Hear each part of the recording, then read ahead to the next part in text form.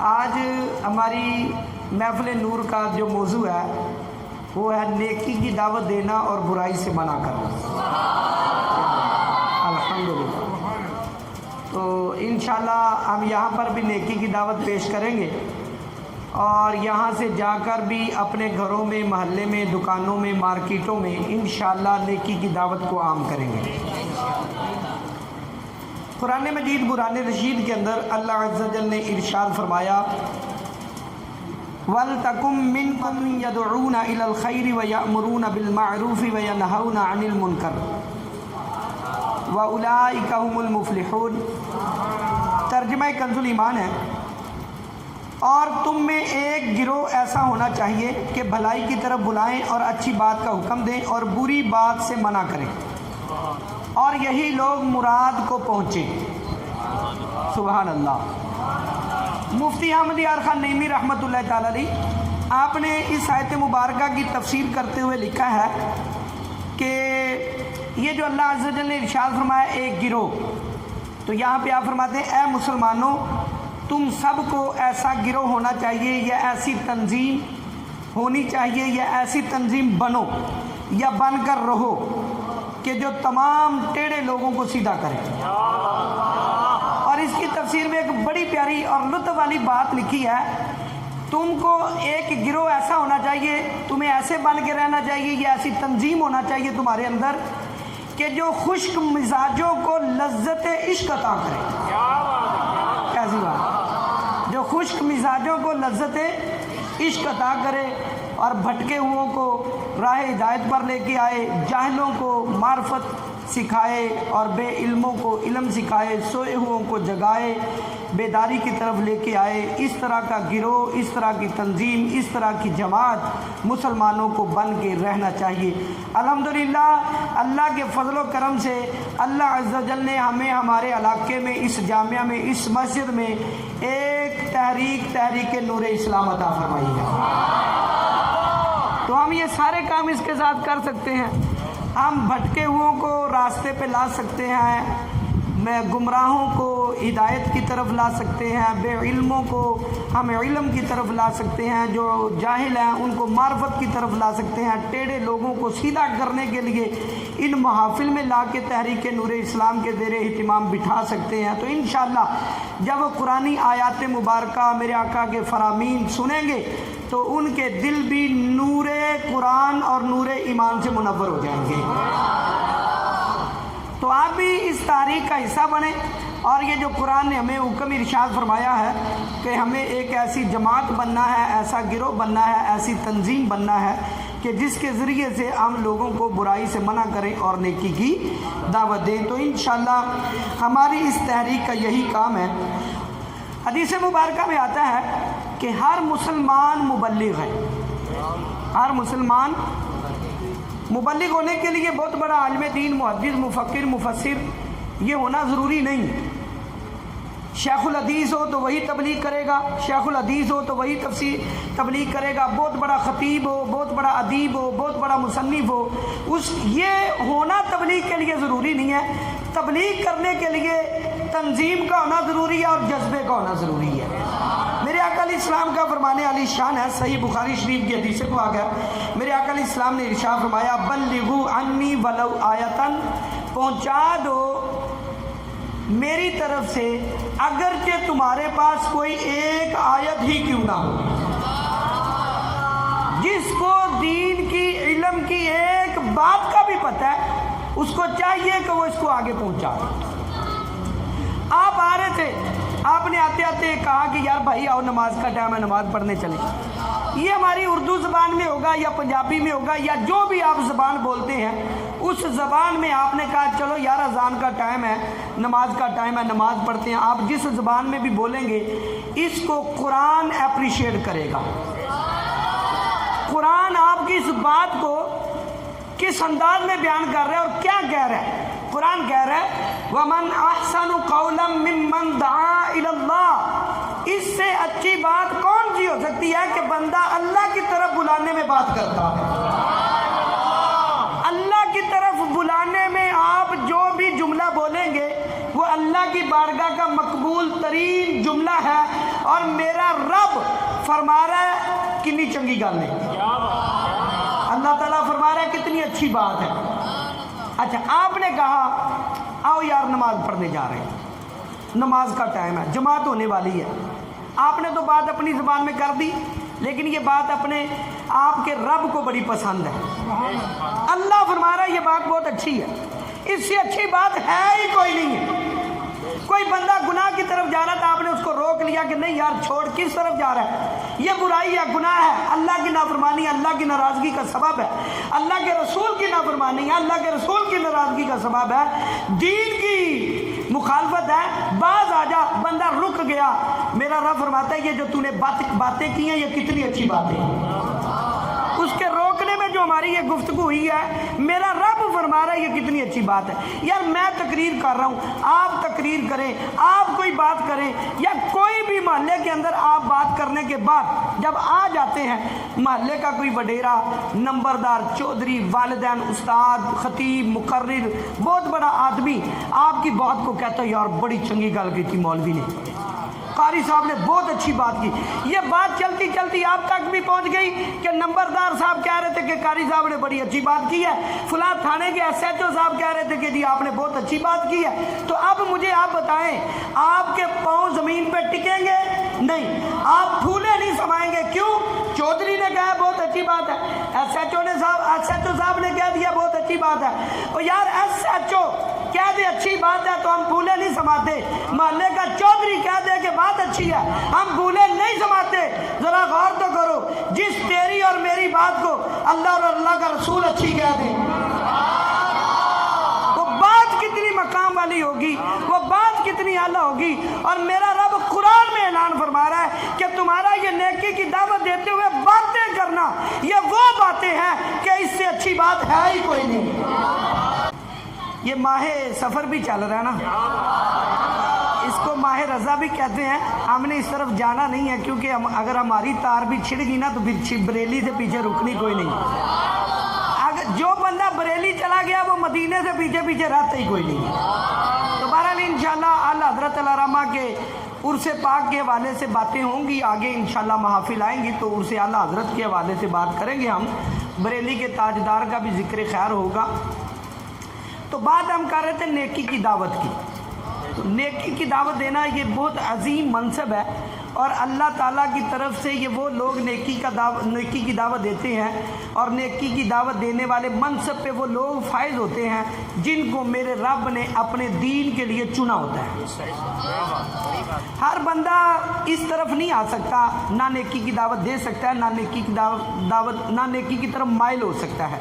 लेकिन माइल भी वो होता है जिसको रब ने चुना है, नेकी की दावत देता भी वो है जिसको अल्लाह ने चुना है। अल्हम्दुलिल्लाह मैं और आप खुश नसीब हैं, हम नेकी की दावत सुन भी रहे हैं और दे भी रहे हैं। और इंशाअल्लाह इस मनसब को, इस काम को हमने अपनी ज़िंदगी में तर्क नहीं करना, ये जारी रखेंगे इंशाअल्लाह अल्लाह के फजल व करम से। हम सारे नेकी की दावत को आम करेंगे और दूसरों तक नेकी की दावत को पहुंचाएंगे। और आगे इंशाल्लाह हमारे इस वक्त जो मुल्की हालात चल रहे हैं, हमारी हुकूमतों के हालात हैं, हमारी अवाम के हालात हैं, महंगाई की चक्की में हम पिस रहे हैं, आखिर इसकी वजह क्या है? इसकी वजह भी यही है कि हमने नेकी की दावत को तर्क कर दिया। हम नेकी की दावत नहीं देते। मैं इस पर हदीस मुबारक आपको सुनाऊंगा कि हमने नेकी की दावत को तर्क किया तो अल्लाह ने जालिम बादशाहों को हमारे ऊपर मुसल्लत कर दिया। जालिम बादशाह हमारे ऊपर मुसल्लत हो चुके हैं। आखिर क्यों? क्योंकि नेकी की दावत को तर्क कर दी। ये जो हम नेकी की दावत दे रहे हैं ना, जो लोग देते हैं, हम तो क्या देते हैं, जो बंदे इस वक्त नेकी की दावत को आम कर रहे हैं, जो उलमा औलिया, जो अल्लाह के बंदे नेकी की दावत को फैला रहे हैं, उन्हीं का सदका है कि ये ज़मीन कायम है, उन्हीं का सदका कि हम कायम हैं, उन्हीं का सदका जो हमें लुकमा खाने को मिल जाता है। अगर ये नेकी की दावत तर्क हो जाए तो फिर क़यामत बर्पा हो जाएगी। आज फिर भी बाप अपनी औलाद को क्या देता हो, बेटे नमाज पढ़ लो। माँ उठा देती है सुबह सुबह नमाज पढ़ लो, घर वाले उठा देते हैं, बड़ा भाई छोटे को उठा देता है कि यार नमाज पढ़ो। बड़ी बहन छोटों को उठा देती है कि नमाज पढ़ो, सबक पढ़ो, चलो कुरान पढ़ के आओ। ये नेकी की दावत अभी मौजूद है। वगरना हदीस पाक में आता है कि जब तुम नेकी की दावत को तर्क कर दोगे, मेरा रब तुम्हारे अंदर कहत को मुब्तला कर देगा, बारिश को रोक दिया जाएगा, कहत साली आ जाएगी। और फिर हदीस पाक में आता है अगर ये रूए जमीन पर चौपाए ना हो तो मेरा रब तुम्हें पानी का एक कतरा भी अता ना फरमाए। किस जुर्म में कि तुमने नेकी की दावत को तर्क कर दिया है। और हमें ये जो पानी नसीब हो रहा है ये हमारे करतूतों की वजह से नहीं, ये चौपायों की वजह से, जानवरों की वजह से, डंगरों की वजह से मिलता है। यार हम अशरफुल मखलूकात हैं, हम अशरफुल मखलूकात हैं। अल्लाह अकबर, अल्लाह अकबर। एक बुजुर्ग हैं, उनका नाम तो मेरे ज़हन में नहीं आ रहा, गालबन बायजीद बस्तामी रहमतुल्लाह ताला अलैह थे। एक और अगर किसी उस्ताद या तालिब इल्म के ज़हन में हो तो मुझे बताइएगा। वो एक रास्ते से गुजर रहे थे, इधर भी पानी था, इधर भी पानी था, रास्ते के ऊपर से गुजर रहे तो आगे से कुत्ता आ रहा है, नमाज का टाइम है। तो ये बाबा जी रुक गए। अब ये सोच रहे हैं कि कुत्ता साइड पे होगा तो मैं गुजरूंगा, तो कुत्ता साइड पे नहीं हो रहा। तो आपने फरमाया मैंने नमाज पढ़नी है भाई, कुत्ते तू साइड पे नहीं हो रहा। तो कुत्ता बोल के कहने लगा कि ऐसी नमाज का क्या फायदा अगर दिल ही साफ ना हो। अगर दिल ही साफ ना हो तो ऐसी नमाज का क्या फायदा। तो मतलब क्या, कुत्ते ने भी गोया कि एक तरह से नेकी की दावत दी है। मतलब क्या, कुत्ता कहना ये चाह रहा है अपने अंदर इबादत के साथ साथ इखलास पैदा करना पड़ेगा, ईमान का नूर पैदा करना पड़ेगा।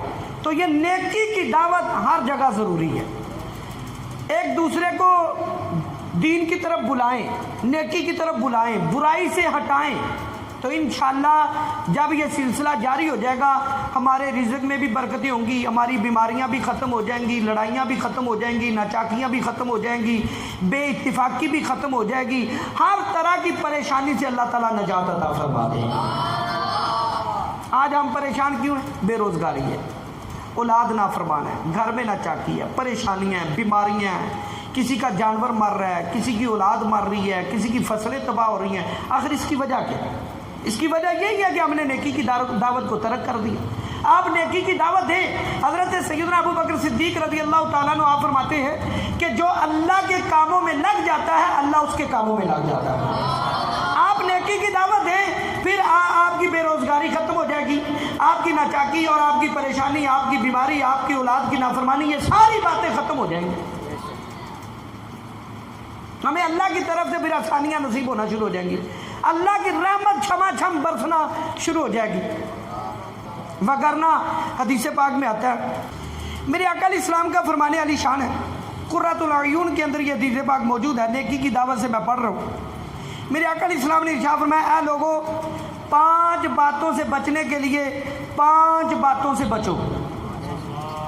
5 बातों से बचने के लिए 5 बातों से बचो। आपने तवज्जो से सुनना है कि कौन सी 5 बातों से बचेंगे तो 5 बातों से बच जाएंगे। क्या मेरे अकल इस्लाम का फरमान है, क्या अंदाज है हुजूर की गुफ्तगू का। मेरे अकल इस्लाम फरमाते हैं, जो कौम कम तोलती है अल्लाह ताला इन्हें महंगाई और फलों की कमी में मुब्तला कर देता है।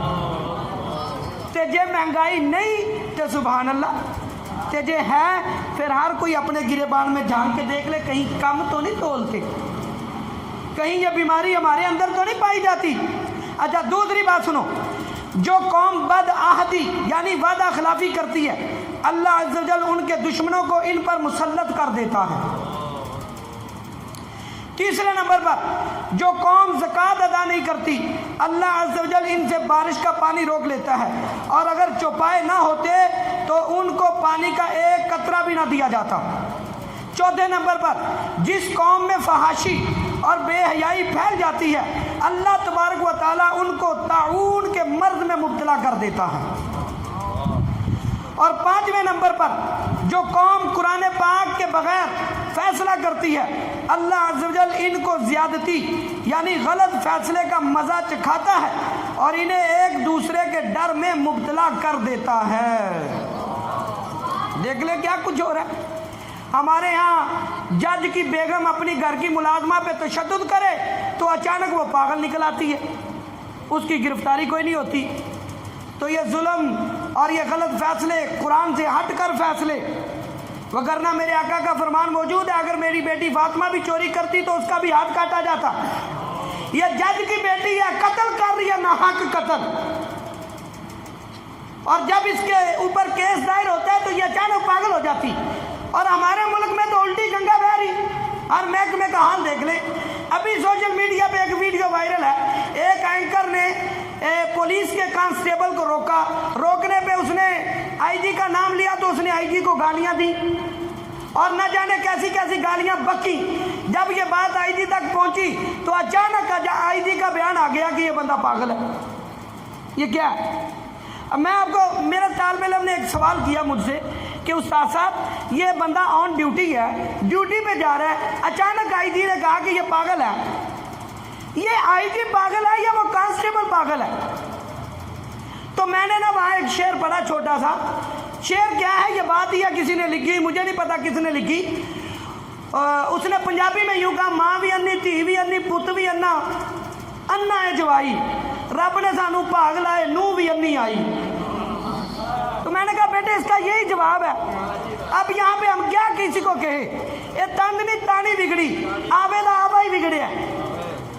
اچانک بندہ پاگل ہو گیا یار۔ میں نے کہا آئی جی اب بچے ہمیں پوچھ رہے ہیں، عوام ہمیں آ کے پوچھتی ہے کہ قاری صاحب یہ آئی جی پاگل ہے یا کانسٹیبل پاگل ہے؟ میں نے کہا بیٹا ہم بات کریں گے تو گرفتاری ہو سکتی ہے، لہذا ہم نے بات نہیں کرنی، ہم یہ بات بھی آئی جی کی طرف ہی منتقل کر دیتے ہیں۔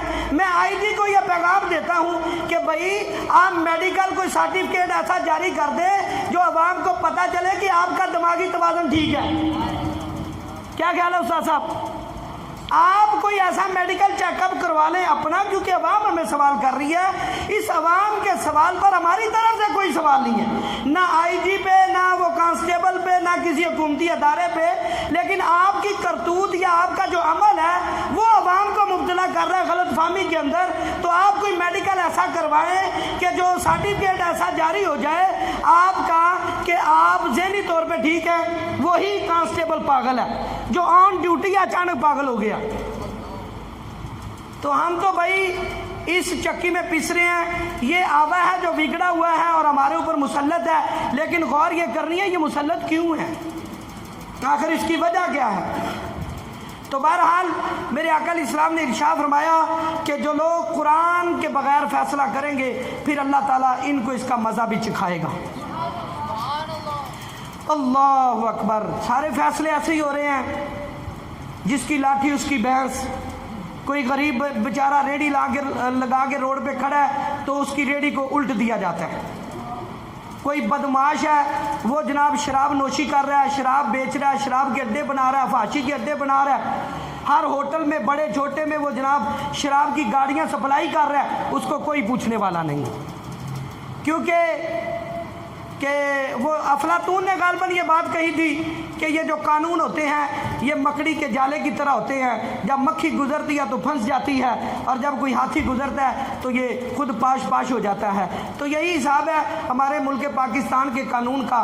ابھی یہ جڑا والا کے اندر واقعہ ہوا تو اس کے اوپر مسلمانوں کے ساتھ کیا ہماری حکومتیں بربریت کا مظاہرہ کر رہی ہیں، تو ٹھیک ہے وہ واقعہ ہوا، غلط ہوا، ہم اس کی مذمت کرتے ہیں، ہم اس کے حق میں نہیں ہیں، لیکن کم از کم اس کی یہ تحقیق بھی تو ہونی چاہیے نا، آخر اس واقعہ کے پیچھے ہے کیا، اس کی جڑ کیا ہے، یہ ہوا کیوں ہے، سازشی لوگ کون ہیں، قرآن مجید کی بے حرمتی کس نے کی، ہوئی یا نہیں ہوئی، اس کی تحقیق کے پیچھے نہیں ہے۔ تو حقیقت بات یہی ہے، میں یہ سمجھتا ہوں ہمارے ملک پاکستان میں ہماری اقلیتیں خوش نصیب ہیں کہ جن کو پروٹوکول ہے، جن کے لیے قانون حرکت میں آتا ہے، میڈیا حرکت میں آتی ہے، سوشلزم جو ہے وہ سارے کا سارا حرکت میں آ جاتا ہے، लिबरलिज्म जो है वो सारे का सारा हरकत में आ जाता है, कम्युनिज्म जो है वो सारे का सारा हरकत में आ जाता है। लेकिन अफसोस कुरान की बेहुरमती हो, सहाबा की तौहीन हो, तहफ़्फ़ुज़ नमूसे रिसालत का मामला हो, कोई सोशलिज्म आदमी नहीं उठता, कोई मीडिया का बंदा नहीं उठता, कोई हुकूमत का बंदा नहीं उठता, कोई बात करने के लिए तैयार नहीं होता। मुसलमानों की अक्सरियत है, मुसलमानों के हक के लिए कोई बात नहीं करता। अफसोस की बात है जिनका जो अक्सरियत इस मुल्क में रहते हैं, जिनके नाम पे मुल्क को हासिल किया गया, आज उनको तहफ़्फ़ुज़ नहीं है। किसी अदारे के अंदर भी, किसी महकमे के अंदर भी, किसी जगह में भी अक़लियतों को सारा तहफ़्फ़ुज़ है। कुरान की बेहुरमती हुई, कहीं पर भी इसकी बात नहीं की गई। मेरे आका इस्लाम की नामूस पे हमले किए गए, किसी ने कोई बात नहीं की गई। दीगर मुमालिक में हमारे कुरान को जलाया गया, पाँव के अंदर रौंदा गया, किसी ने कोई बात नहीं की। यहाँ एक चर्च को गिरा दिया, गलत किया, दो को गिराया, गलत किया। किसी ईसाई, सिख, हिंदू जिसको भी मारा गया, गलत मारा गया, नहीं मारना चाहिए था। हाँ, अगर ये ईसाई या सिख, हिंदू, कोई भी यहूदी कुरान की बेहुरमती करने वाला है या हुजूर की नामूस पे हमला करने वाला है, उसको कत्ल करना कोई जुर्म नहीं है, मारना चाहिए था। अगर वो मारा गया तो अच्छा किया गया। अगर किसी को बगैर किसी जुर्म के मारा गया, किसी पे तशद्दुद किया गया, जुल्म किया गया, ये बिल्कुल गलत है, इसके हक में हम नहीं हैं। लेकिन हमारी हुकूमतों को भी होश के नाखिन लेने चाहिए कि वो कम अज़ कम इन बातों पे पहरा दें कि वो अवाम को क्यों मजबूर करते हैं कि अवाम कानून को अपने हाथ में ले लेती है। आखिर कानून में हाथ लेने, कानून को हाथ में लेने की वजह क्या बनी, मैं बताता हूँ। इसकी एक वजह तो ये भी है, वो आसिया मलूना, हमारी हुकूमतें बेवकूफ़ थी, हमारी अदालतें क्या बेवकूफ़ थी। वो जज क्या पागल तो नहीं निकले अचानक, जिन्होंने आसिया मलूना को फांसी की सज़ा सुनाई थी, सज़ाए मौत दी थी, अचानक जनाब उसकी सज़ा को भी ख़त्म कर दिया गया और स्पेशल तैयारी के साथ, प्रोटोकॉल के साथ उसको अमेरिका भेज दिया गया। क्या वो जज पागल हो गए थे? मुझे तो लगता है यूं ही पागल हो गए, जैसे आईजी ने बयान दिया वो कांस्टेबल पागल है, जैसे वो जज का बयान आ गया मेरी बीवी पागल है। ना उसने अपने किसी बच्चे को मारा, ना घर में आग लगाई, कुछ नहीं किया। बस इंजी समझो बांदर दे हथ माचिस आ गई, हुण लगेगी अग सारे पासे, एक पासे नहीं सारे पासे, ते सारे बांदर को माचिस है, बस तैयार हो जाओ। तो बहरहाल जी, अल्लाह तबारक व तआला हमें अच्छे हुक्मरान अता फरमाए।